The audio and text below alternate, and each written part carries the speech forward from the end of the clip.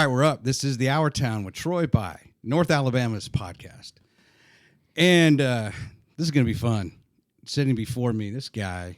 Of course, when I moved here, I thought he was the celebrity of all celebrities. And turns out I go get my hair cut. And hey, do you know Ricky Fernandez? I'm like, who? But doesn't mean you're a celebrity, Ricky. Oh, but maybe not everybody's a baseball fan. I've never considered myself that anyway. So, but hey, I'll take it. But if we go down memory lane, yeah, whether Ricky may not feel this way, but special place in my heart for you since you were my first guest. I was gonna say episode number 1, numero uno, baby. And then for some reason, I guess I thought that this would be a short-lived thing, and I had you back at episode 20, which is fine. And because there's always stuff. I love the Pandas and I love baseball, and just figured I'd have you back. And then you came back when we did the Pandagram with Sprocket. Yep. Remember? I do. And I don't remember when exactly that was. It was I think it was 23. Probably Valentine's of 2023. Yeah. It was a while ago. Wow. And that was fun. My audio was a little jacked up that day. So I've run clips on that, but I'm not happy with just whatever I overlooked audio-wise. Wasn't great. Yeah, well, I was in here with a 6-foot raccoon. You probably didn't miss too much. Try to think any other interactions with Sprocket. And that was fun. We did an interview, if you will, without violating the fact that old Sprocket can't talk. Yeah. You ever done an interview with a person that can't talk? That's tough, isn't it? No, not yet. I just interviewed a 97-year-old man. Hey. But he's still with it. Sharp as a tack. Yeah, worked on the Arsenal back before NASA was even a thing. I've never talked to anybody that was there before NASA was a thing. I bet this man's got some stories. Trivia was ABMA. It was like the American Ballistic Missile Agency or something like that. Ooh. Or maybe it's not America, but anyway. That's way back, right? Yeah. Anyway, so Tricky Ricky Fernandez in the house. What is up? Bob Jones graduate. We talked in the first episode about how you scored 2 touchdowns your senior year. You wore number 4, right? All these things just flashing back in my mind. Yeah. But senior director of marketing and promotions, right? Yes, sir. For the Pandas. We've had Lindsay in. I've never had Grant in, the head guy. Grant. Oh, Garrett. Garrett. Why don't I call him Grant? I always do that. I call him Grant. Sets the tone. You're the host. You tell him what his name is. That's right. I struggle with Garretts and Grants at times and Grams. But you should have a show with a Garrett, a Grant, and a Graham and just see how chaotic it gets. So what's amazing about what you all do is the number of promotions and keeping it fresh and all that. And it's the 6th season now, right? That's concluding. Yes, sir. 3 more homestands. That's right. A homestand is Tuesday through Sunday. Every time. It's a grind. 6 games. Yeah, straight. Sometimes you get a back-to-back. Yeah, like if a game gets canceled on the road that you have nothing to deal with, you find out the day before the homestand, oh, hey, we got 7 games this week now. Oh, yeah. Great. Good. But you also, sometimes you get 13 or whatever, or 12 in a row. Yeah, you always get one double homestand. There's only one that happens. One per year you get one, yeah, and it's always a bear. We just finished up ours. It was the first 2 weeks of July. It's rough when you get it in the middle of summer, and that's what we got this year. So yeah, I feel like I just climbed Mount Everest. I mean, really just brutal. Yeah, you expect to get down and be like, we did it. Where's my praise? We did. People are like, dude, you just went to work for 2 weeks. But you don't really get a lot of time off after that, right? You just go right back to the office? Yeah, I mean, I get asked all the time. So like, what's your real job, man? Like, how do you make money? Are you okay? Are things all right? I've had a few friends be like, do you need some help? I'm like, no, I promise it's a real job. So yeah, when the team's on the road, we're in the office getting ready for the next week. Yeah. Yeah, so like there is that. It's not like I mean, obviously I knew you worked in the office all day because you're trying to you're getting everything ready. Oh yeah. But it's not like every time the team goes away that you all go away. No. Yeah, no, only our radio broadcasters go with the team. Yeah. Large majority of the staff stays home and gets everything ready, and then we have events and stuff that go on at the ballpark in between. So yeah, we're busy with baseball and then, some other stuff too. So what's different? This is the 6th year. Mm-hmm. We're not going to go back and rehash, all the other prior interviews. And shout out to any others, hosts of podcasts who've had you on. Go take a listen, right, and hear about more from Ricky. But keeping it present, what do you feel what's your overall assessment of kind of season 6 positive, negative of, and your job. Yeah. And just overall what's going on in the organization. No, very happy. Very happy.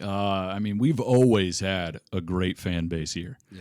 No matter if it's fully packed or if it's a Tuesday where there's a few thousand there. When the Pandas score a run, it gets loud in there. It's like there's several thousand more people than there actually are. So very pumped about that. And then this year's been an improvement on last year, so you always love to see that. Mm-hmm. The team is more competitive than they were last year. We're currently in first place in our division, going for the last playoff berth in our division. So the way they break it up is the first half of the season they pick the two teams that are leading, they get a playoff spot. Then they wipe out the records. You play the second half of the season. The number one teams there get the final two playoff spots. And if it's a team that finished that already took a spot, then it's the number two team. So right now we're in line to get it, but like I said, we got 3 more homestands. That means we got 4 more on the road. We got a lot of games left to play, but we got a good squad. How many games are we up by? I believe right now it's only 1 game. Okay. We're only a couple weeks in since the All-Star break. So we still got a majority left, I think maybe 30, 40 games total, but it's looking good. I'm happy to see it. The bats are popping. This time last year, our team didn't have hope. They weren't scoring runs like they were now. So it's always great to see, and it's always something you got to deal with a minor league baseball, because your players are constantly being called up. Or even yesterday, the Angels traded 2 players for a prospect. So we got a shortstop third baseman that's going to be put into the system. We didn't have to trade anything for him, but now we get a guy. Yeah. So it's weird how that stuff works. The pro guys lose a couple guys. We add one. Sometimes we lose prospects and get nothing back. So it's wild how that goes. I like where we're at now, and I can't wait to see not only what we get from that trade, but we just also the MLB draft is in the middle of the season. Yeah. Which a lot of people probably don't realize if you don't pay attention to it. Like, what league has a draft where it's mid-year? MLB's one of those. So they just did a whole slew of picks that I expect to see here before the end of the year as well. Yeah, it is wild because most of your top picks are high school kids coming out of high school, right, or whatever recruiting they're doing, scouting overseas, other countries. But and they play the long game, right, with that. And we don't have to go into all that because that's a whole. Man, baseball's complicated that way. It really is. Even with draft, with the rise of NIL in college and guys staying in college longer and having opportunities to make money while they're in college, there's not as many guys getting drafted from high school. There were a lot. Back in the day, some of your best players were drafted out of high school. Yeah. Because they thought, why not go to the minors, make a little money, train myself there instead of going to play college. Now college has, different opportunities. So it's interesting. Let's talk about, I'm going to bring up, I guess, some stuff here that's recent. If we look at the screen, this is your Pirates and Princesses, yes, Princesses sir. and Pirates the other night. It's just about a week ago, I think, right? Yeah, and it's funny that picture you show. I think I had that same costume on, and I don't think I didn't know it was for youth girls, but they gave me an outfit. It looks identical to that one right there. So the one the girls wear, not the guy. Yeah, no, the one the girl. Yeah, I know.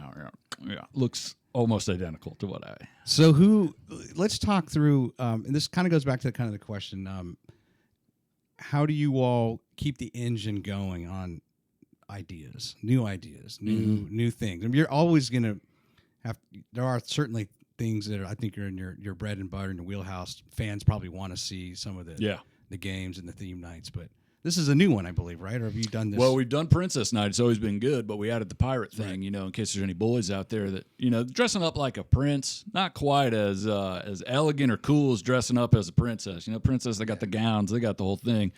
Prince, you're just wearing something with gold buttons on it or whatever. Right. It's not quite as cool. So we thought, why not give the fellas some pirate options? As you can see right there, her dad rocking the eye patch, got the full pirate gear going. Were there a lot of fans doing it? Oh yeah, it's always a good one. Okay. And we had a giveaway too, so all the kids got little light up swords and wands and stuff, and which that looked really cool during fireworks. Yeah. I don't think you're totally allowed to do that per MLB guidelines, but we did it.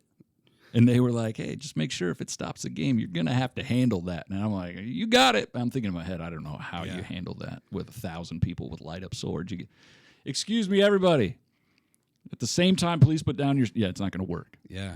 take me inside the brainstorming. Is this part of your? Is this something that you lead up, as far as these in-game things? Are like people kind of looking at you as one of the ones that has the most creativity? Or yeah, I can't say I can take credit for that. I'm definitely in the room. We have a group of people in our promotions department, our guys in production, the people that are on our marketing team.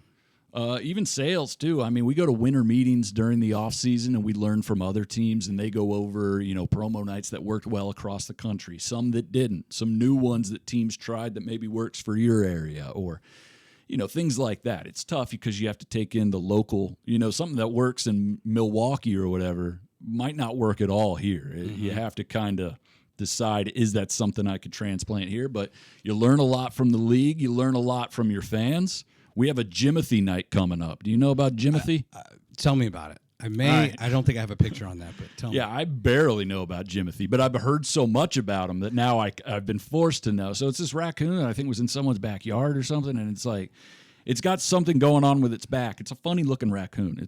Something's happened there, but it climbed around. You know how stuff like that is on the internet. You get an animal that's a little different, and people find it cute, and all of a sudden Jimothy's taken over the world. And anytime a raccoon goes viral doing anything, people look to us as the main authority in raccoon-related incidents around the country and go, so are we going to honor Jimothy?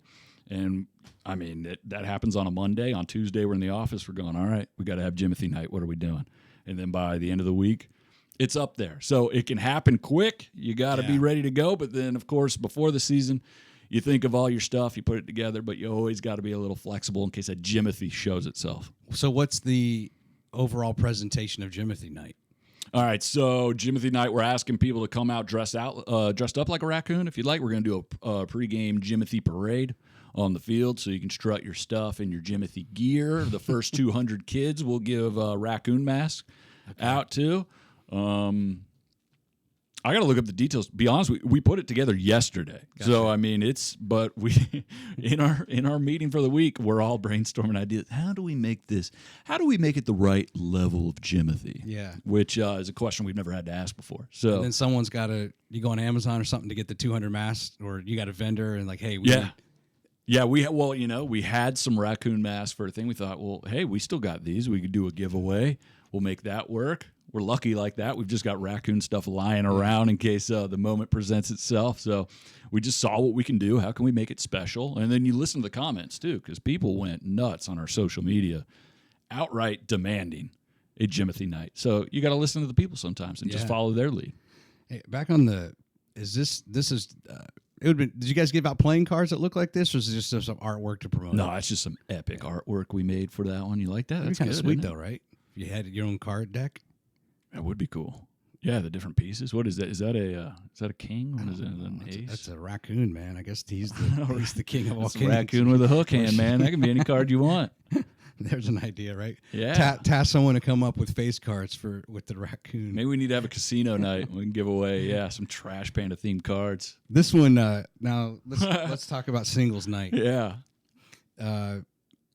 Is that something you do every year? No, that was the first time we did it this year, and we did it early in the season, and it was so good. We brought it back for a second one in July.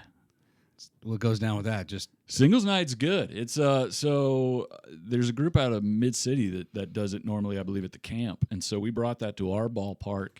And they've got wristbands, you can wear green if you're single. You can wear yellow if it's complicated. They got there's other color codes. I don't know what they're for. It's like red, you're under an assumed alias. I don't know what the other ones are for, but you got your wristbands. Everyone's color coded, and they set up different games, whether it's speed dating or, I don't know what it is because I'm working the game while it happens, but I just see the rock porch where we have it all going on just packed full of people.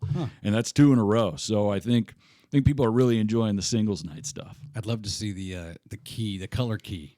Like you said, I really need it. Yeah. It's complicated. There's a blue and a red wristband. I have no idea what those mean. I wanted to put them on just to see who approached me. I got one I want to show you. This is really neat, and I'm wondering how much you had. Yeah. You had influence into the wrestling belt cooler pack. Look here, brother. I had some pretty good influence on this one. Yeah. This was an idea I pitched. I'm like, look at this thing. You can put drinks in it, and it looks like a championship belt. And I've been pretending to be a wrestling champion since I was 6 years old. Right. So now I can bring it into work, and I'm thinking, if I think this is cool, maybe like 1,000 other people think it's cool. And that was a big one, man. You see somebody, any regular bag, okay, cool. You put a little design on it, oh, very cool. You put the idea in their head that you can put beverages in that bag, and that bag jumps up about 100 notches. Right. Just with the idea. So, yeah, no, a big fan of that one, and that was my baby a little bit. Where did you see that the first time, that concept? Well, we work with a bunch of vendors. It's my job to order all the giveaways, design them. That's part of my gig. So once we decide from those brainstorm meetings, we're going to go with these things. And then I go to the different vendors that work with teams like ours and in other leagues. And I go, hey, you got anything like this? Or they'll send me a packet full of stuff. I'll look at it and go, ooh, I like that. And maybe it's not even something we originally planned for, but I see it and I go, look, we got to add this to a day. Like, this is going to be a big one. So that was one of them. We've done beverage belts in the past, but they were more like holsters for cans, not necessarily. This one's more of a fanny pack. So it gives you a little more utility. And, when we saw the wrestling belt thing, with sports teams now, it's like everyone has a belt for something. You get an interception, you're wearing a belt. You hit a home run, you're in the dugout wearing a belt. It's a big thing. So I think that's, as a kid, if I get something like that, throw my juice box in there with some crackers, dude, I'm walking around like Stone Cold Steve Austin on the playground. How many cans does it hold? 3, it said, but I take the challenge. I think I could fit a few more. Yeah, I think I could figure it out. Yeah. I think 3 is the safe way. If you could put 4 in there might be a chance of the zipper popping off and flying. Are you supposed to put it like in the fridge or the freezer and keep it cold? That's a good idea. It didn't say that on the directions, but you definitely could if you're doing it right. That's the difference between a pro and an amateur when you get this belt. There was some medicine we had ordered the other day that's supposed to be refrigerated. By the time it showed up, and it's just so hot, it was. I'm wondering if it's like ruined because it didn't stand a chance. They got to keep those things refrigerated, right? Well, there's all these ice pack things in there and this cooler, but still, like at the end of the day, you have to have the right equipment. Absolutely. I hope it's good. I'm not sure that medicine's in. Are you feeling good? Did you take it? Yeah. I guess you look good, I guess man. I'm feeling all right. I think you're good. I think you made it. I just turned 50, man. It's crazy. You don't look a day over 49 and a half. Oh, yeah. Brother. Thank you. I appreciate it. With that medicine, man, who knows? All right. And there's another one. This is the last picture I may have saw. This is I don't even know how long ago. Yeah. But that's a cool shot, man. Tell me, what's going on here? I bought that necklace. It had a lion on it. I think it was $15. It came with that other chain. I don't think it was real gold. And judging by the rash, well, there wasn't a rash because, as you can see, I bought a turtleneck because I was prepared. There's a rash on your thumb. The thumb's never been the same. I haven't grown a fingernail back since, and that was like 5 years ago. But I was looking for an excuse to buy a turtleneck because I watched an interview on YouTube of Clint Eastwood wearing a turtleneck on the Johnny Carson show, and I'm like, he looks really cool. I need to get that. I'm bringing it back. I thought myself, I'm like, I'm doing this single-handedly. 50 years after Clint Eastwood was on the Carson show, I'm bringing it back. So. You never tried to buy a turtleneck, by the way? I used to wear them. Yeah. They were hot when I was in going into high school. You bought one in like the last year? No. It took forever. It was like trying to find hidden treasure or like really? Vintage antiques. Yeah. So I finally found a place where I get me a turtleneck. We put that on. It was brand new? Brand new. Okay. Oh, yeah. Sharp. Absolutely. Got the hair like I look like I'm trying to enter a Vincent Vega look-alike contest from Pulp Fiction. Even got a little soul patch. What is that? All right. So yeah, we were doing some video thing. I think it was for opening day where everyone dressed up, to the nines and made like kind of a red carpet entrance into the ballpark. Okay. So everybody did that. And so that was my look, was to... Did you have a jacket on top of it too? Or just a turtle? I did have a jacket, yeah. All right. But it didn't make that shot. How much did that turtleneck set you back? It wasn't much. It wasn't much. I wasn't looking to break the bank. I just wanted some neck. You know what I mean? I get a little turtleneck action there. And then I hung it up, and I think something ate like holes into it. It was hanging up with other clothes, and none of the other clothes had holes in it. I don't know if that material draws weevils? What does that? Moths. Moths, man. I guess, right? I think I had moths. You're supposed to have like cedar lined closet. See, I didn't know that. See, I'm a novice. Keep the It needs to be easier to buy turtlenecks in this area and turtleneck education. Yeah. Because I bought one. I wore it that one time, and I never wore it again because it was covered in holes. And I kept it in my closet for years. And I'm like, maybe I can figure it out. Maybe I'll learn how to cross stitch. Have you ever? What was a store like Kmart, for example? I don't know if they had Kmart in the South. Yeah. Did you ever buy clothes there? And let me set it up by saying, was there a place that if you bought clothes, people would immediately make fun of you? Okay, so I would go to Kmart all the time, but that was like as a kid, my mom went there all the time, and then I think kind of went out of business as I got older and other places. My wife destroys me all the time because I used to exclusively get all my clothes from Kohl's. Okay. And, with the Kohl's cash, they're pretty much paying me to get the clothes out of there. Right. So I'm saying this is a pretty good deal. They don't have any turtlenecks. We're going to need to work on that, but pretty good deal there. And then I told my wife, and she was like, Kohl's? That's where you go. I'm like, look, I'm not a shopper, lady. Okay. And first off, where does she want you to shop? I don't know, but I didn't like the Kohl's slander. But I don't know. I'm offended too. Right? Dude, for years. That's a great collection. Because you go to pay and they're always like, oh, hey, lucky day, pick a card. You'll get more, like another discount. Like, oh, really? Yeah. And you're on the way to the counter. You're like, oh, hey, by the way, I found $100 while I was cleaning earlier. I'm going to apply it to your bill. Like, fantastic. We owe you $35 more next time you come in. Well, I will see you then. I bring it up because I did a clip on this a few years ago with someone I was interviewing, but I just remember like seeing the shirt, and it was a place like a Kmart, and I was like, I can't buy clothes from here. Like all my friends they'll just know. And then, but I looked at this shirt really carefully on the rack. Like, there's no way they're gonna know. Because I don't know. It's like you're always looking for like the name brands, and it's like you're planning a heist. They'll and never so find out. We buy it, and it actually was like it wasn't a turtleneck, but it would be like a mock turtleneck in a way, and even a little bit taller than a mock turtleneck.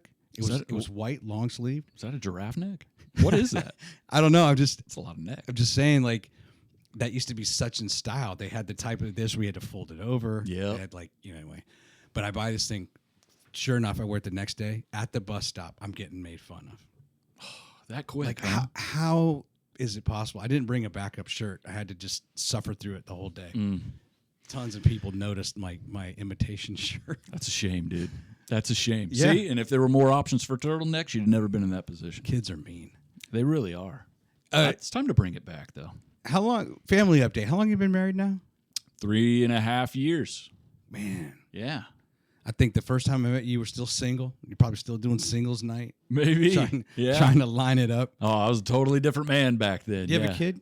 No. None? Okay. Yeah. I get you and Tony Mac confused, I think. Yeah, he's got a little one, but no, it's in the cards. It's a matter of time. Yeah. But it's also funny. I just interviewed this Chelsea McKinney. It's the latest episode I put out.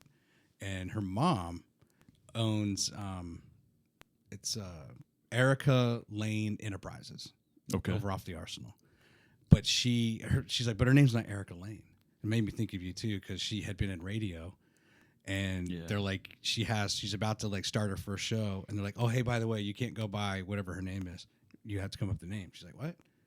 Like, yeah, come up with a name. And so it was a play off of someone like on Knots Landing, like one of those old like, or General Hospital, one of those old soap operas.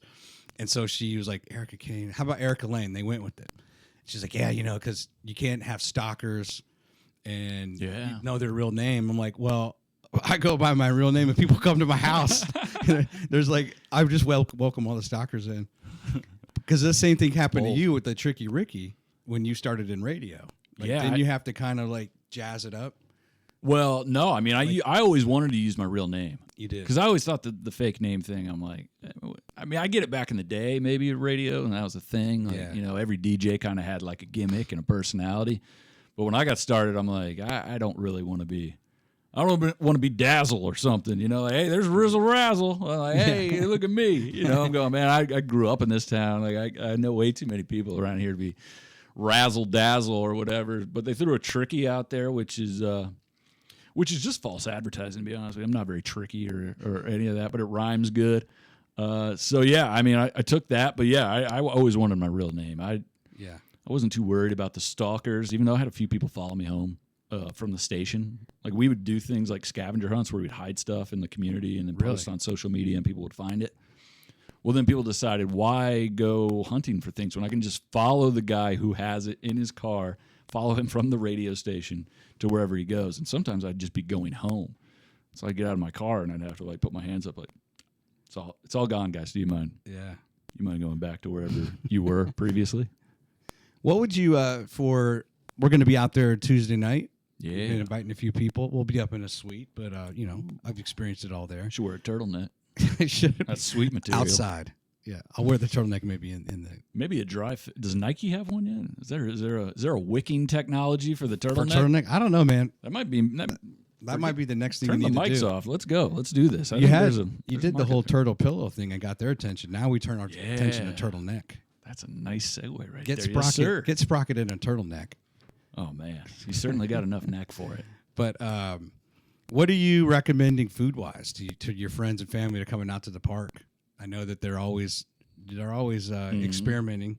You got the eat your opponent dog and other type of food right this year. But when people ask you for advice on the food and beverage side, what are you telling them? Well, I don't get I don't have a ton of firsthand knowledge on that stuff because I'm working during the game, so I don't get to enjoy the concessions.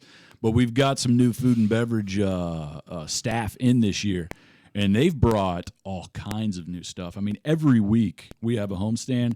There's new items, and if there's a certain theme night, like for Pirate and Princess night, that night there's going to be a drink or a food item that is themed just to that. And then the next day, whatever it is, they change it again. So I'm really impressed with all the different stuff I've been hearing just in the last month or so of the season. Some of these folks got at it on mid-year, and just in the time since they've got here, there's numerous cocktails, numerous food offers, and I've been hearing great things about them. Yeah. I need to go actually. You're coming out on Tuesday. Yeah. Wednesday is my Be a Fan night, where I don't work the game, but I kind of pretend to be a fan and then see, what's going on from the inside. Is there anything we can fix? Anything needs to be? Do you sit down at all, or is it you're kind of on your feet? Well, last year I wore a costume. I wore a get-up because I'm kind of noticeable at these games. Like, I'm supposed to go up and use a fake $100 bill to see if anyone checks it before I do that. But it's like I know everybody that works the counter, so they're going to know I'm up to something. I got Tricky in my name, so people are always wondering if I'm up to something at the games. So I was like, I'll wear a disguise, and I got a gray wig. I got these like dark like aviator sunglasses. I had a whole get up here. I had a backstory that like I made a bunch of money in catamaran sales and repairs, and so like I tried to do all that. My wife wore a wig. She had a blonde wig, and kind of made her look like my trophy wife, where I just looked like an old boat magnate. Made his money on the seas, and we pulled into the parking lot, and the parking guy was like, "Hey, Ricky, I like that get up, dude." I'm like, God, I didn't even make it out of the car, and my cover's blown. So it doesn't do a lot of good. So I really just try to enjoy the game whenever that night comes up. And it is what it is. You get a lot of people who are going to stop you. Yeah, they tried to. They're like, "Hey, go incognito on this one." I'm going, I think it's going to be a little difficult, but I tried it anyways, and they were like, "Yeah." So it didn't work. Do you have a tell when you're just not feeling it that night?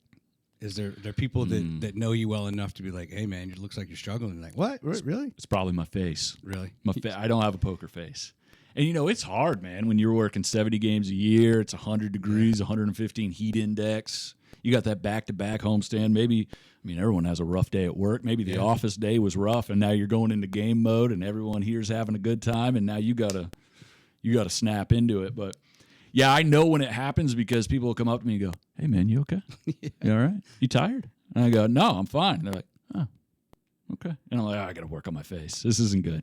So if I'm not cheery and happy, I got a very thin margin for error before people go, "All right, what's happening here?" You ever sweating through your clothes and have to change like mid-game? Not quite for sweat. The sweat, of course, but I kind of just give in because everybody at the ballpark on a hot night's gross. Right. So I just, I accept it. I go, we're all gross together. Yeah. This is our thing.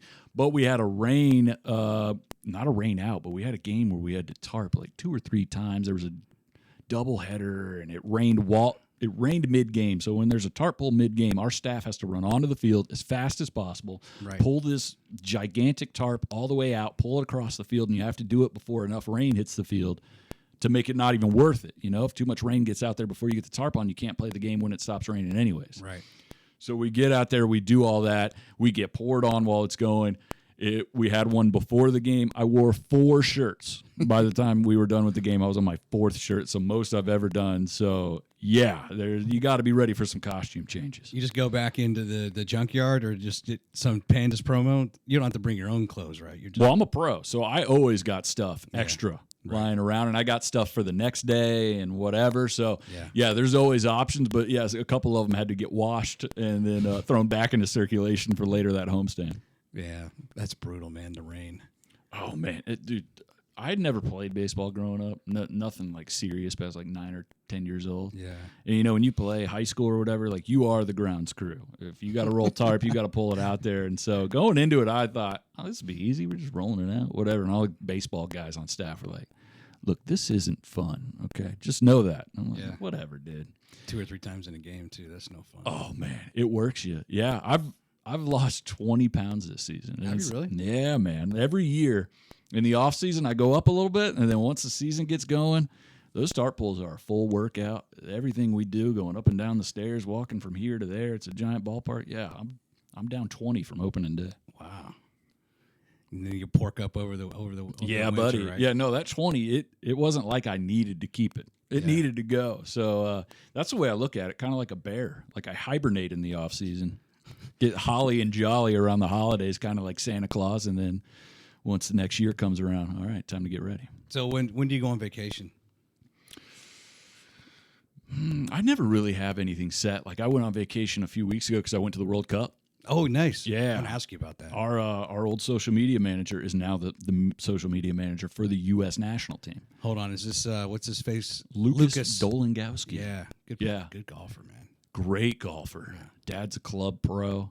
We would always go golfing with him. And it wasn't fun because he was like really awesome and then I'm not. And so I kind of felt bad. I'm like, I'm sorry, you have to be a part of this. I promise I'm trying. What city did you go to? We went to L.A. So he was able to get me 2 tickets to any of the U.S. games. They played the first one in L.A. They played the next one in Seattle. Yeah. And then we had an off week for the 3rd game in L.A. So I was like, I'll take them, man. I don't know what I'm going to do with them yet. I don't know who I'm bringing, how I'm going to get there, but I want it. And, I got to go out there. It was awesome. You went to 1 game or 3 games? Went to 1. We went to the 3rd one in L.A., USA versus Turkey. They lost on the last shot of the game, which it didn't matter at that point. But because you're kind of thinking time's going to run out, and all of a sudden it's like they let their guard down. Oh, I'm yelling, stop, scored on. Cut the whistle. And I'm just like, I want it so bad. And then they did that final cross, man, was just perfect. And, everyone kind of sat there in silence. But that game didn't matter points-wise, so it was awesome just being out there. All the fans were so optimistic. Everyone was so friendly, man. We met guys from Turkey. A really hilarious exchange from some guys from Turkey. We were in a bar before, just during the day before we were going to go to SoFi Stadium and watch the game. And these Turkish guys come up, and they come up to me, and I was my brother and 2 other friends, and they go, so, you guys are here for the game. We were like, yeah. He's like, you guys know the players. Like, you know the rule. You're familiar with the game and everything? We're like, yeah. So, you came from somewhere else to be here to watch the game, and you know what's all happening. Yeah, man, we're very excited. He's like, I've been led astray about American soccer fans. I had no idea. This Turkish man was blown away that we actually cared enough about the sport to follow it. Yeah, and actually go to a game. I guess he just thought, we're all here because it's happening, and let's go have a good time. But, yeah, no, they must think that we just... Yeah. Which I get that because we call it soccer. There is an overwhelming amount of people in this country that are like, soccer's boring. Soccer's for girls, whatever, that whole thing. So I guess that bled over into Europe, and this Turkish guy just could not believe it. Like, you're wearing jerseys and you know the players. Wow. Do you know the whole roster? Oh, yeah, man. I've always been a big soccer fan. Since I was a kid. I really fell in love with... you know how sometimes you pay attention to something on social media and then all of a sudden you feel like everyone's paying attention to it? And maybe they are, maybe they're not. But all of a sudden my feed is just full of foreigners who've come here and are completely wrong about Americans.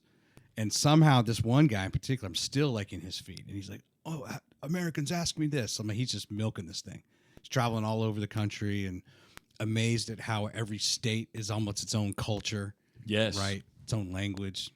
Preferences, etc. But Did you? So, in addition to that experience, did you have any others where I don't know, or just observe something between those who were from whatever foreign country they were here and observing American culture? I mean, we talked to a lot of other Turkish people, especially as we were going up to the stadium, all super friendly. And this is something I hear from people that went to games across the country. They're like, no matter what the game was, like the people who were there were all just so excited to be at the World Cup and see their teams and see the excitement from other people's and explore the cultures. And I saw those videos you were talking about on social media. Yeah. I saw a guy from South Africa. He was making a video. He could not believe a 24-hour gas station in Tennessee somewhere. Yeah, and he's walking around. He's like, look at it. They just got the ice machine. It's just open. No one's stealing it. Can you believe that? It kind of made me appreciate America more than because, it's easy to get caught up in the media and just get negative and see all the stuff on social. But then when you see people from other countries come here and, get blown away by a gas station or, just anything like that Freddie guy that was real big. He went to the Argentina-Iceland game that was in Auburn. And when they let the eagle out before the game, he's like, there's an eagle. Like, it blew him away. I can't believe there's an eagle at a sporting event where we're like, that's every Saturday in the fall, man. We broke the attendance records of the World Cup halfway through the World Cup. Yeah, it was already broken because they're using all the NFL stadiums. And did you know that the highest attended World Cup before that was the last one in America?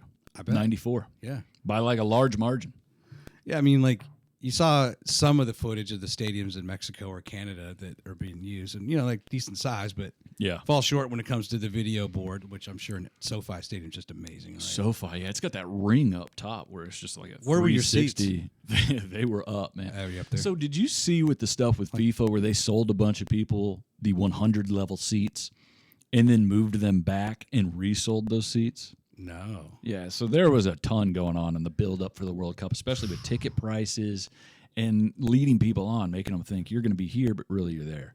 When we first purchased our tickets, we were supposed to be in the front row behind the goal, not really necessarily the front row. You got two of them free from Lucas, or did you have to buy them? We had to buy them, but we got them at face value. Yeah. Which tickets were going for 10 times face value. Oh, sure. So it was a fantastic deal, but we thought we were going to be in that 100 section behind our goal. It's going to be awesome.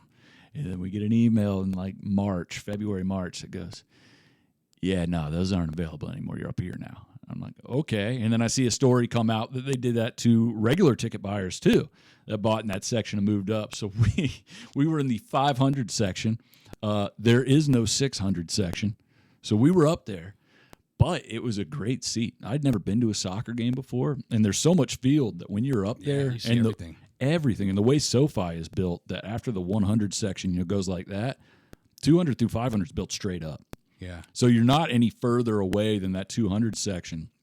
You're just a little higher, which for soccer is fantastic because you can see what's going on in the back end. You can see if there's guys making runs, who's warming up to sub in. Like we had Christian Pulisic come in at the 60th minute of the game. That was probably one of the loudest roars the whole game. Yeah. So you got to see him warm up before that. You got to see guys make runs over here.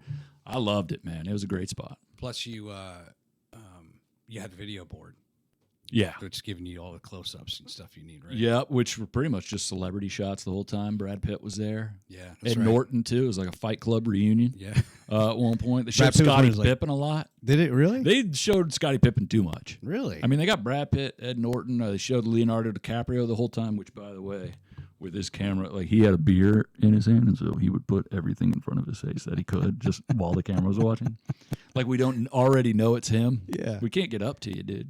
Just show your face, do a little smile. But no, he's Mr. Hiding in no the fights in the shadows. stands or anything? Nothing you noticed? No fights. Like I said, man, it was really peaceful out there. There's just a lot of people happy to be there watching their team and doing something new. Yeah, I think that it's like if I ever get to go to the Olympics, I'll be excited about being at the Olympics. Yeah. And I'll go check out the different events. And there's going to be some I'm sure I know more of than others. But I think to explain it to a guy from Turkey, you don't understand. The World Cup is every 4 years, but it's every 30 years we get it. Right. So if anything, we're here because we like sports. And maybe you also happen to like soccer. But you're going to see a lot of that. There's a support, man. We love live sports. Certainly. There was a lot of that. Yeah, you had your fans who had been following the team forever, and then you had fans that were like, look, I'm American, and I'm just happy to be cheering for something. Let's go watch. And you could have said, hey, man, let me tell you about the Rocket City Trash Pandas, because like the roster rotates so much that most of your fans are coming for the experience. That's right. That you and your staff provide. That's right. I should have got those Turkish guys hooked. We Yeah. could have had a Turkish fan base. Maybe I could have started something, but You could have said, come to a game and we'll get the food and beverage to do your like favorite ballpark food that night. I'll be going to the what's a Turkey Turkish leg. What's a Turkish dish? Yeah, gonna for give real. us That'd turkey probably leg. be as exotic as we got. You guys know how to make latkes, or I don't even know what a Turkish dish is. Food and beverage department, you're looking at me like, dude, how's chicken wings sound? I'm like, they probably got chicken there. Yeah. Let's do this, man. Let's do a couple. Let me ask you a couple things. Okay. If you could be an animal for a day, which animal would it be? Peregrine falcon. Really? Yeah. Why? No doubt. Absolutely. I'm firm in my stance. Peregrine falcon. Peregrine falcon. It's one of the fastest animals in the air. One of the most deadly predators out there. So I mean, the falcon can handle itself, and of course, flying is cool. I don't think I'd be real big on laying eggs or anything, but I think is that just the female bird that does that? I don't know. I don't either. I would assume. I haven't done a ton of research on this. Just the bear. When did you become falcon. familiar with this peregrine falcon? I saw a video on Twitter about 3 weeks ago, and that was all it took. I was like, dude, this is a cool animal. It took out it picked up like a antelope or something. I don't know. Maybe that's a little too big, but it like scooped something out of the air, or like it hit it so fast, like the thing just. I got hooked on the falcon, and then I was sitting across from a guy at work, and I'm like, hey, man, let me tell you about peregrine falcons. And he's like, no, let me tell you, because I've already been on that train. I'm like, all right, now we're going. I got a professional here. So, yeah, I'm going with that. Falcon's cool. All right. Any job for a day. For one day. And I'll tell you right now, I always wanted to be a trash truck guy. Just be on the back of the trash truck for one day to see what it's like. You know, I'm with you on that one. Just for a day. Just for a day. Just for a day. Ride around, take that back handle over there. Yeah. Old school. See the streets. Yeah. No, I like that one. Sanitation engineer.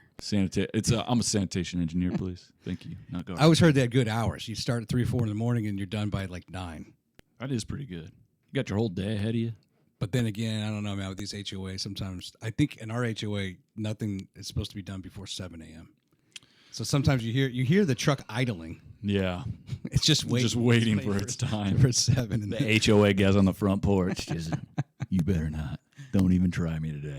No other job you ever thought of? I like to be a dentist. Really? Yeah, just for one day, because anytime I go to the dentist, they come in, they look at my mouth for about 7 seconds. They go, you got a pretty nice smile right there. I go, stop it. And I get all full of myself, and they go, all right, everything looks good. That'll be $60. I'm like, that's a sweet gig. I'd go in there and be like, how you doing? Hey, look at those chompers. All right, we'll see you in 6 months. That seemed like a sweet gig. All right, if I gave you $10,000 right now, Yep, and you had to spend it by tomorrow, what would you do with it? Train myself to be a falconer. Then I could harness the peregrine falcon. See, now I've taken the first one and I've learned how to make it mine. But that training school is $15,000. That exceeds. Since when? In this economy? I looked it up before you came over. I should have figured. I'm like, O's the mentalist. I knew you would answer that. See, gas and eggs are all the things you hear in the news. The prices are crazy. No one's thought about falconer training and what it's doing. Big falcon is really what's hurting this country. And if I ever get a platform to say it, I'll do it, Troy. I'll do it. Maybe this is the start. Are you going to drive up over the Tennessee line and get some lottery tickets with this $10,000? No, that's fool's gold. Okay. No, I train a falcon. Okay. That thing can swoop into chimneys. Every house is a lottery for you at that point. And who's stopping it? When was the last time you got in trouble? Like with the law or just in general? No, not with the law, not with your wife, but just in general, maybe like in. Probably with Major League Baseball, when I told them we were giving away 1,000 light up swords, and they were like, you can't give away light up things before a game. And I was like, well, they're already here, and it's like in 4 days. And they're like, yeah, they don't play around, dude. They say it's a distraction to the players. Oh. Now, look, we had a season where there was a roller coaster and Ferris wheel visible from home plate in the outfield. Past the batter's eye and everything. Everything. You're hearing kids, doing that whole number. And you're like, that got approved. But God forbid I give out 1,000 cheap light-up wands that will be behind the batter. Yeah. Because that might throw things off, you know? So, yeah, I got in trouble for that one. They didn't give me the full green. They put it in yellow on my little list. Oh, really? And they said, quote, if this becomes an issue, you will have to remedy the solution. Which I thought was a very intense way of telling me. What about that Major League ballpark that has like a lazy river and a water park in the outfield? Yeah, no, that's fine. But if you guys get one of those little twirly light toys and then go in the lazy river, we're going to call the cops. Yeah. Okay? Yeah, the rules are wild, man. I don't know. I saw a picture the other day where it was a picture of a pitcher from the mound, and behind him was a full LED lit Ferris wheel. I'm going, that's got to be brighter than my wands, so... just something occurred to me I want to ask you about. We were at the when the Japanese national team came here. Yeah. And played. They played Alabama A&M, and we saw them play the Pandas. Mm-hmm. That was neat. And actually, my grandson was with me. I'm a grandpa now, by the way. Way to go, man. He's 2 years old. So I'm trying to just keep him happy. Right. So we just walked around, and we go out to the outfield, and it was really cool because in the bullpen. And I guess with the construction going on, these are some makeshift bullpens they've had to create. Yeah. Or had to. Yeah. And but the Pandas were talking to the Japanese guys and vice versa, just kind of get to know each other, and they were just really engrossed in the conversations. They got no way, really. But how was that for you? And then the band got to play. I get that kind of broke some rules because probably you're normally supposed to stop drum beats and whatnot. Oh, yeah. When the pitch is thrown, but they didn't seem to care. Well, these weren't MLB-sanctioned games. That's true. So we had the freedom to do that. That's we cool. could have given out 10,000 light-up wands to that game. But, yeah, it's a tradition in Japan that for their baseball league, when your team is at bat, you have a band playing the entire time. Before the pitch, during the entire time your team's at bat, there's drums, there's certain songs that play for certain moments. They're used to that thing, and really that's a custom you see across the world when it comes to baseball. Yeah. See a lot of South American leagues, they've got the same thing going. Fans bring their own drums, they got music going on. There's a lot happening where in the United States it's completely different. We're the prudes. We really are, yeah. Turn all the music off. If that music's on for 1 second longer, we're gonna be talking after the game. Right. So it was really cool to get to play some games Japanese or international style like that. And we got a crew. It's a bunch of guys I went to high school with, a couple of buddies of mine. Their dad was in a band. They've always taken a liking to the Japanese culture. They've been out there. And so I'm thinking, man, these guys would probably be perfect to try to ring in here. I bet their dad, who plays the trumpet, he probably knows other guys that could be in a band. Yeah. And we just had an idea, we'll reach out to them, we'll see if it's possible, and maybe that's something cool we could do. And they liked the idea. They recruited some other guys. They were practicing for weeks before. Yeah. They had all their songs ready, and it was awesome. Morris Morioka on our staff, he's from Japan. He's been with us this year and last year, but he's been able to kind of spearhead a lot of these things. He started the negotiations with Toyota. It was a Toyota team. Right. So in Japan, their minor leagues, I would say this team from Japan is similar to our team in America.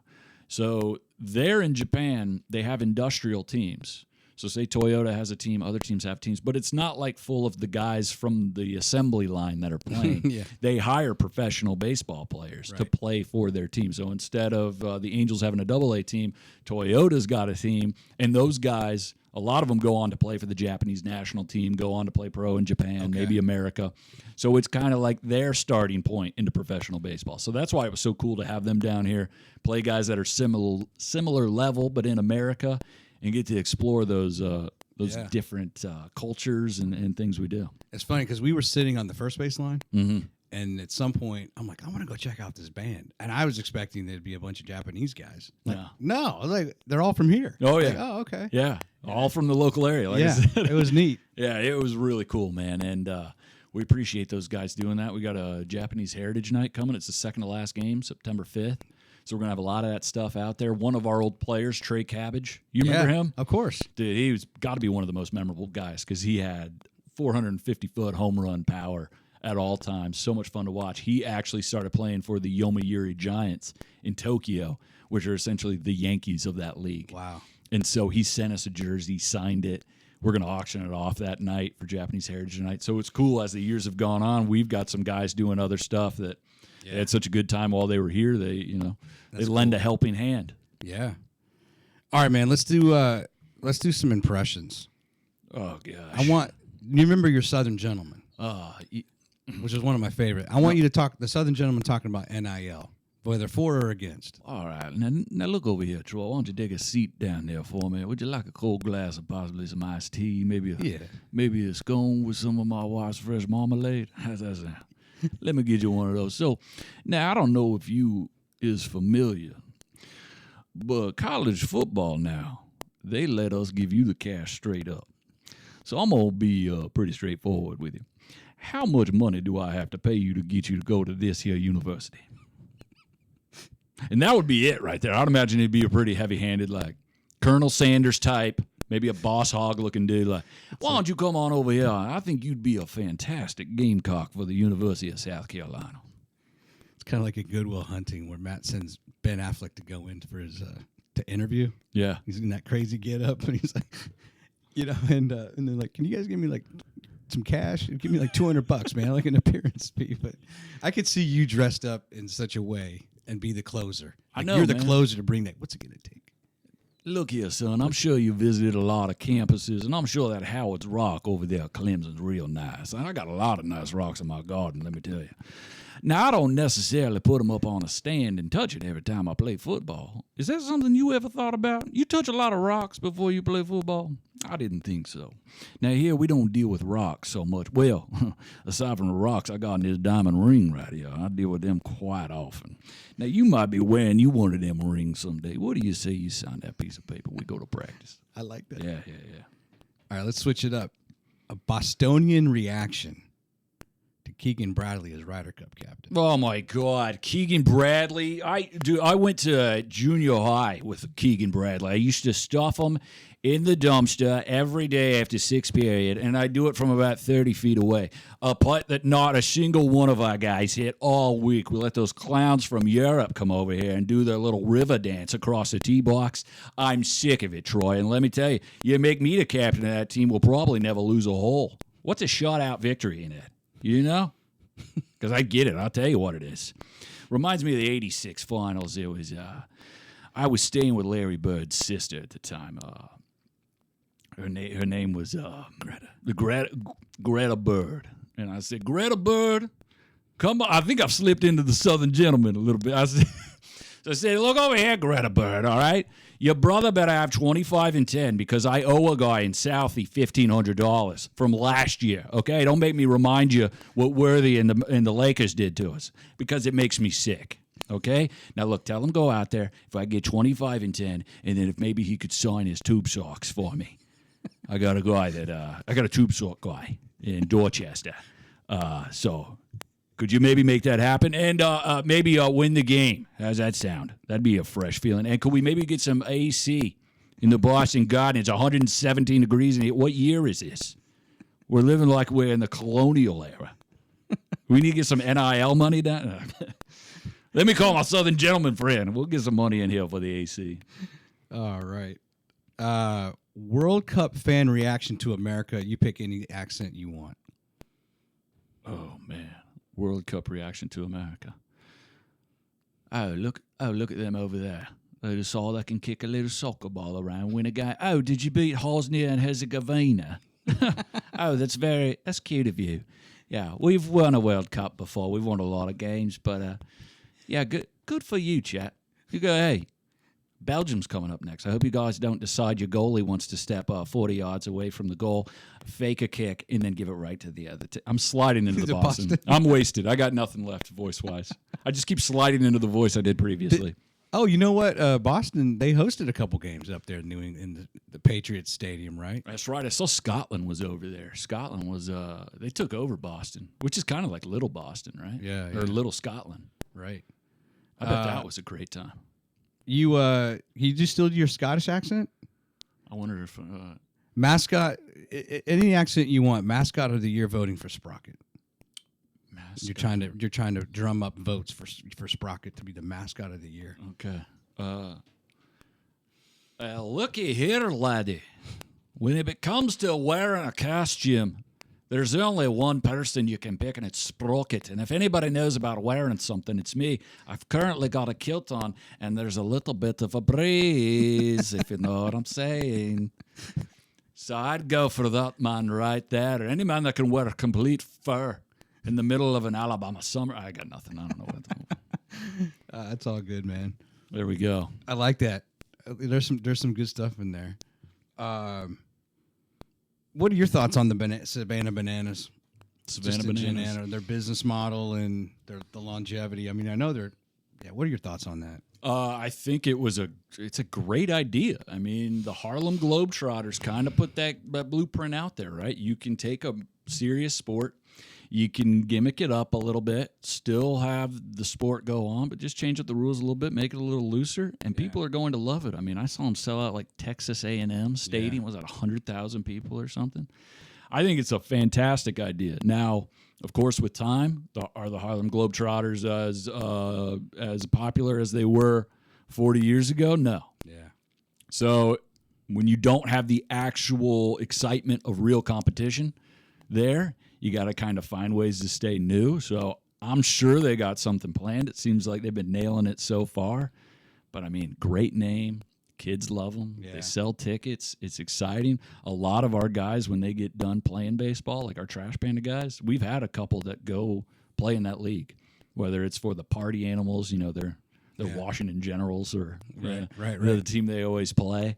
So we've had some guys cross over, and it just makes me think like, man, how cool it would be, the stuff you can do when you don't have, the guidelines of, look, we got 60 seconds in between each inning. You can't light the baseball on fire or wear stilts or enter the field on equipment. So, that holds us back from a lot of the things the Bananas do. It would be great, and I think their success says it, if there was a little bit of a loosening up on some of that stuff when it comes to baseball, like just with the music internationally and stuff during the game. Yeah, I don't think that's something that's distracting. I mean, if you're going to be a professional baseball player, you're going to play in Yankee Stadium in the World Series or wherever it is, it's going to be a little loud. There's going to be some distractions. That's stuff you have to be able to get over, and the best players can do that. So I think things that are exciting like that don't directly get in the way of anyone throwing or hitting or catching the ball are some things that would help the overall game. Yeah. I just wonder, like, the longevity. Like, as far as it's one thing. It's like the Globetrotters, right? You have to turn over the roster. That's fine. You're going to get players to learn new tricks, but it's kind of like it's a one and done. Like, I think the last time I went to a Globetrotters game was when I was 10. Yeah, I don't think I've been back. Right? You may get fans that only come once a year to Toyota Field. I plenty of people I run into have never been. And it's awesome that they're selling out the stadiums. I just wonder, like, is it gonna become like old? Like, it's the same thing, and then can you continue to sell out stadiums and or there's tons of stadiums around the country. Maybe they're not all 70,000 seats, but well, the big thing they did was stay current, man. They went with what was working. People were liking this stuff. They're going with it. They do a lot of dances, or the fans catch the ball. It's an out. Yeah, man, you get people involved. I mean, who doesn't want to be one of those guys to get an out? That's a big reason just to go to a game right there. And, of course, they follow trends. I see videos of their team coming in and doing whatever the viral dance is and keeping things going. Yeah. So I think as long as you evolve, you always got a chance. Going back to the Harlem Globetrotters, did they evolve at all from the 70s? It was pretty much the same act, right? The bucket full of confetti. Yeah. I'm going to do the half-court shot like this. I'm going to, they had their things. You can only do that stuff for so long, especially nowadays where the attention span of people is just, in and out. Did you say they had a Kerry Wood pitch the other night? See, that's a great thing they do. They can bring in ex-players, which is something I thought of for a while. Like, when guys retire and they're still super popular, there's got to be a league you could form for those guys in their 40s, 50s that still got it. They're just not prime level got it.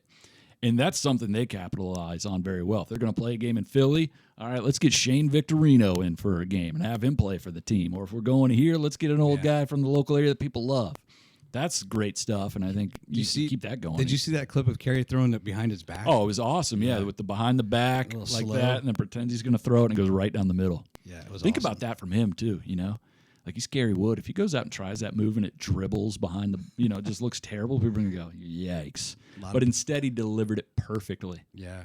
Like, what a huge moment for him right there. And that's high pressure, man. That's a packed house watching you do that. And are you, I can't remember if I asked you, probably not. Are you for or against live golf? Oh, I was always against it. Yeah, me too. Yeah, I did. It was because in a way, it kind of like you were just saying, like, I don't really want to see the feeder tour. Like, they already had the Corn Ferry. Yeah. I don't want to see the guys, like, I mean, I like Ian Poulter in a way and the dynamics he brings to, like, the Ryder Cup. But I don't need to see a ton of these dudes who, like, not in the top 100 play golf. I don't care. Now, it may work for, like, when that comes around to your town and you get to go and hear the loud music and all that. But, like, I want to see professional golfers, like, play amazing venues. Yeah, and it diluted the main tour. Yeah. So now a lot of the guys who are good, they took the money to go play over there, and it was hard to watch for a while. And then if you did watch some of the courses they're playing on, you're going, I could play that. yeah, I'm like, look like they're teeing off on the beach. Yeah. And it's like watching NASCAR because it's like the shotgun start. Yeah, they're just out there. There's no drama. I mean, they got like team logos and like there was like a team thing, and they only played 3 days. And plus, what the thing I love about golf is the tradition. Yeah, the tournaments, the 100 years or 200 years of winners, and all the old moments. It's not the same when you're going to play at some establishment that got built a year before. Yeah. No one's there to watch it. The new Sunset Landing. There will never be another. There'll never be another Sunset. That's the best. Liv messed up not pulling a tournament there. I'm about to say, I would have thrown you out of here if you were a proponent for Live Golf. Like, all right, interview's over. Get out. Dude, I hate that. It dilutes the sport, and it happened when the Saudi Soccer League started getting big players. You know, Ronaldo was the big one, but they were paying a ton of money to poach guys from other leagues, and that league is like, it's just not that good to watch. So they're stealing a lot of big players, obviously for the money, but the passion isn't there because you're not really playing for, the main title in England or in Spain where it really, same thing, the history. But then it just dilutes the game, so it makes it worse as a fan. Yeah.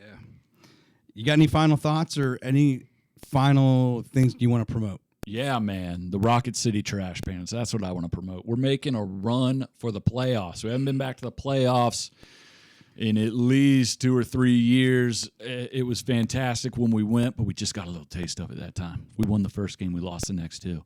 It's time to get back, and we've got the farm system to do it. The moves that have been made in the last few years have kind of made it tough on us. We've now got guys back. We got guys that can hit. We've got guys that can pitch. We got new blood. We got guys that have been around for a little bit. We got guys that are maybe tweaking their game a little bit to hit that next level.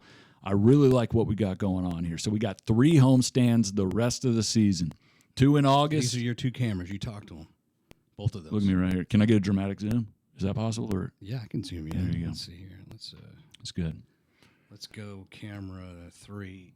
Am I looking at 3? No, that's me. Sorry. I got to go camera 4. Camera 4. Is it less dramatic now? Ooh, that's good. Now look here. Dramatic zoom. Actually, let's go camera. Let me get camera 2 going on. Where's 2? 2's here. 2. And that's 4. Okay. 2. Hold on. Let me zoom. 2. This is 2. 2. And that's 4. Okay. Ooh, hello, 4. So you can see both of them right there. How you doing, 4? All right. Now look here, okay? 3 homestands this season. 2 in August, 1 the first week of September. We need you out there. We got a lot of theme nights. We got a lot of giveaways. We got a lot of fun. A lot of those custom food and drink items we were talking about. There's no excuse for you to miss the final part of this Trash Panda season. And if we have the support, if the boys are playing like they're supposed to be, then we're going to get some extra games called the playoffs. The winner go home. We're currently in the pole position to be there. We just need the fan support. For years, players have told me, I love playing here because it feels like a taste of the major leagues before I get there. We've had guys called up to AAA, which is a higher level of minor league than us, and they're disappointed because they don't get to play in the Rocket City anymore. I love that this town has that reputation with players. And let me tell you, I've seen a lot of clubs in a lot of different situations. We have by far one of the best. And there are a lot of players that are begging and scratching to get out of their minor league town as quick as possible. And that's not here. So let's give the players what they need. They're going to give us what we need. And we're going to give you some stuff too because we're loaded with giveaways. I think we got 4 bobbleheads to end the year. We got a beer stein coming up on Oktoberfest. We've got 4 coming up just in this next homestand. So check it out. I'm going back to camera 4. TrashPandasBaseball.com. Check out our promo schedule. See what's going on. Pick you a day and come enjoy baseball at the finest establishment of all of minor league baseball. And if you don't, I'm going to do the Southern Gentleman thing, and I'm going to try to pitch you that way. And next but I don't year, want to do that. Next year, Peregrine Falcon giveaway. Buddy, I'm going to be a Falconer by then. I'm expecting that 10 G's, by the way. I've thought about it now, and I need it. I got to have this. I want one of those gloves, Troy, those big leather gloves. I want to grow a beard. Yeah, and I want to be like, oh, I want to yell, Percy! I want to give him some, Percival, here! Ah! And then it, bam, hits that glove. Dude, there's no cooler move ever. Hey, thanks for coming in, Ricky. Absolutely. Thanks for having me. All the best, continued success there with the Pandas, and I'll see you on Tuesday night. Sounds good, man. All right, brother. Have a good one. See ya.